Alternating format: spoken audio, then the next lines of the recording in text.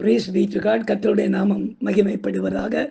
எங்களை அதிகமாய் நேசிக்கிற எங்கள் அன்பின் பரம தகப்பனே, இந்த கிருபையான கர்த்தாவே, காலை விளைக்காய் உமக்கு நாங்கள் நன்றி செலுத்துகிறோம். இந்த காலை விளையிலும் உம்மை துதித்து பாடி ஆராதித்து இந்த நாளிலும் கூட நீர் கொடுக்கிற வார்த்தைக்கு நேராக கடந்து போகவும் சாட்சிகளின் மூலமாய் உடைய நாமத்தை மகிமைப்படுத்தவும் கர்த்தர் உதவி செய்தீராக. இயேசுவின் நாமத்தில் ஜெபிக்கிறோம் எங்கள் ஜீவன் உள்ள நல்ல பிதாவே. ஆமேன், ஆமேன், ஆமேன். எண்ணி எண்ணி பார்க்கிறேன் எண்ணில்லா கிருபை, தினம் சொல்லி சொல்லி மகிழ்கிறேன் சொல்லுண்ணா தயவை. எண்ணி எண்ணி பார்க்கிறேன் எண்ணில்லா கிருபை, தினம் சொல்லி சொல்லி மகிழ்கிறேன் சொல்லுண்ணா தயவை.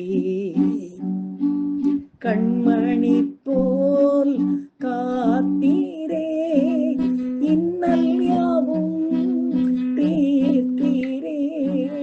கண்மணி போல் காத்தீரே இன்னல் யாவும் தீர்த்தீரே.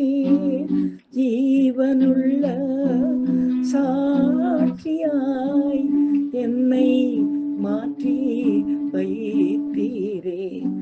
உம் ஜீவனுள்ள சாட்சியாய் என்னை மாற்றி வைத்தீரே.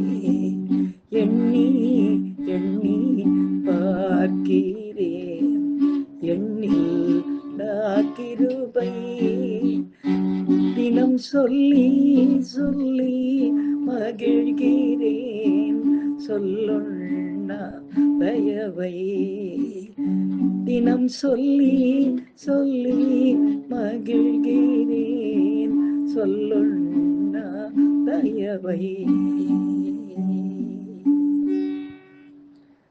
எனக்கு அருமையானவர்களே, இந்த நாளிலே நாம் தியானிக்கும்படியாக கர்த்தர் நமக்கு கொடுக்கிற வார்த்தைக்கு நேராக நாம் கடந்து போவோம். எடுத்து வாசிக்கலாம். சங்கீத புத்தகம் 119 சங்கீதம் 14 வசனத்தை நாம் வாசிக்க கேட்போம். திரளான செல்வத்தில் களி கூறுவது போல நான் உமது சாட்சிகளின் வழியில் களி கூறுகிறேன். எனக்கு அருமையானவர்களே, வேதத்திலே நான் தேவன் என்பதற்கு நீங்கள் எனக்கு சாட்சிகள் என்று கர்த்தர் சொல்லி இருக்கிறார். எனவே எப்பொழுதெல்லாம் நாம் கர்த்தருக்கு சாட்சி கொடுக்கிறோமோ அப்பொழுதெல்லாம் நாம் அவரை இந்த உலகத்துக்கு முன்பாக தேவன் என்று அறிக்கை செய்கிறோம். அந்த சந்தோஷம் திரளான செல்வத்திலும் கூட கிடைக்காது. அவ்வளவு பெரிய சந்தோஷம் கர்த்தருக்கு சாட்சி கொடுக்கிறது. அவ்வளவு பெரிய காரியம். இந்த கடந்த 4 வருடங்களாக நான் தினமும் ஒரு சாட்சி என்று கொடுத்து கொண்டிருக்கிறேன். அதனுடைய அனுபவம் இதுதான், வேறு ஒன்றும் இல்லை. எனவே இன்னைக்கு நாம் தொடர்ந்து பார்ப்போம். இந்த சங்கீதத்தை எழுதியவர் யார் என்று இன்றைய வரையிலே விளக்கமாக எதுவும் சரியாக சொல்லப்படவில்லை.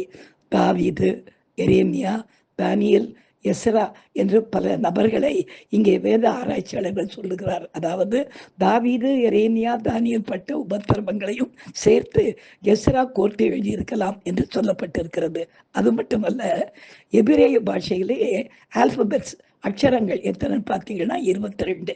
இங்கே பார்த்தா ஒரு அக்ஷரத்து மேலே ஆலேப் அப்படின்னு சொல்லி ஒரு அக்ஷரத்தை எழுதி அதுக்கு கீழே 8 வசனங்கள், இப்படி 22 அக்ஷரங்களை, அதாவது ஆல்பபெட்ஸை தலைப்பாக கொண்டு ஒரு தலைப்பின் கீழாக இந்த 8 வசனங்களை உள்ளடக்கி மொத்தத்தில் கிட்டத்தட்ட 22 × 8 176 வசனங்கள் எழுதப்பட்டிருக்கிறது.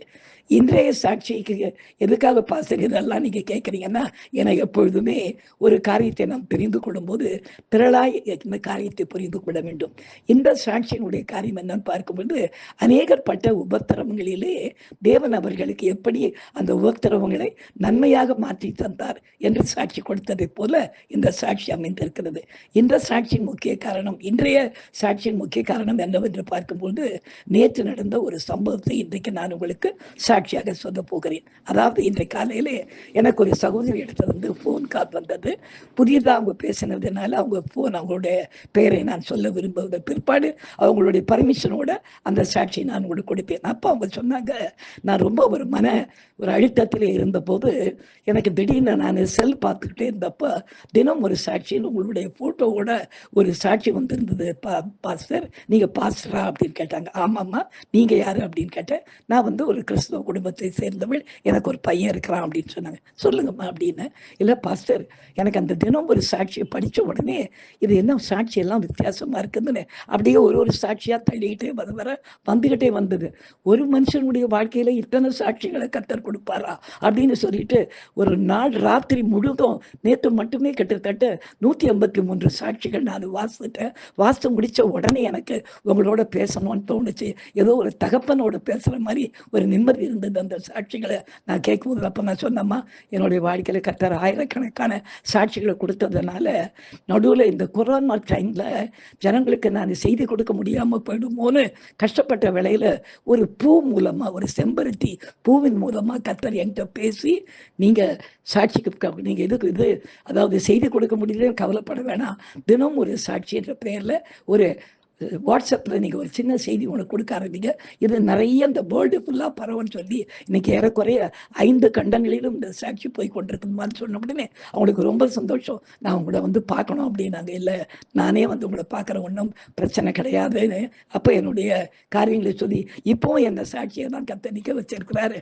நான் பேசவே கூடாது, அவ்வளோ வீக்காக இருக்கிறேன், நான் படுக்கையில் இருக்கணும்னு டாக்டருங்க சொல்லிக்கிட்டு இருக்காங்க. ஆனாலும் 5 மணி நேரம் நின்று தேவனுடைய வார்த்தையை பிரசங்கிக்கும்படியாக தனியாக பாடல் ஆராதனை நடத்தும்படியாக எனக்கு கர்த்தர் நடத்தி கொண்டிருக்கிறாருமா. அதனால் எவ்வளோ பெரிய பிரச்சனையாக இருந்தாலும் நீங்கள் கவலைப்படாதீங்க அப்படின்னு சொன்னேன். அப்போ உங்கள்கிட்ட கட்டாயம் காரியங்களை நான் சொல்லணும் பாஸ்டர் அப்படின்னாங்க.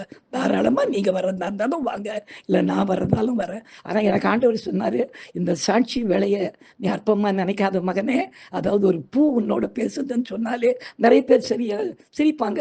நான் கூடலாம் கழுதியை வச்செல்லாம் காரியத்தை முடிச்சிருக்கிறேன். அதனால் இந்த பூ எனக்கு ஒரு காரியம் கல்யாணம் கர்த்தர் எனக்கு சொல்லினா இது ஆரம்பமாகி தொடர்ந்து 4 ஆண்டுகளாக தேவனுடைய கிருபையினாலே இந்த தினம் ஒரு சாட்சி போய் கொண்டிருக்கிறது. எனக்கு அருமையானவர்களே, உங்க வாழ்க்கையில ஒரு சாட்சி நடக்கும்போது அதை மகா சபையிலே நாம் அறிவிக்காமல் இருக்கவே கூடாது. நமக்கு கர்த்தர் செஞ்ச நன்மைகளை எவ்வளோ பேருக்கு சொல்கிறோமோ அவ்வளோ கர்த்தருடைய நாமம் மகிமைப்படும்.